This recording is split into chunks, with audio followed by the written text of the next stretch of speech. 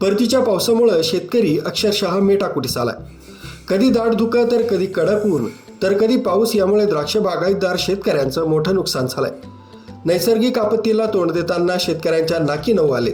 मात्र काही शेतकऱ्यांकडून द्राक्ष बागांना प्लास्टिकचं आच्छादन केलं जातंय. द्राक्ष बागा वाचवण्यासाठी शेतकऱ्यांची धडपड सुरू आहे. निसर्गाच्या लहरीपणामुळे अनेक समस्या निर्माण होत असताना मालेगावच्या नरेंद्र शेवाळे यांनी द्राक्ष बागांवर प्लास्टिकच्या आच्छादनाचा प्रयोग केला. त्याचा चांगला परिणाम मिळत असल्यानं परिसरातील शेतकरी देखील या ठिकाणी भेटीसाठी येत आहेत. तसंच होणारं नुकसान टळलंय. आरबी न्यूजसाठी मलिक शेखसह पांडुरंग भांगरे, नाशिक.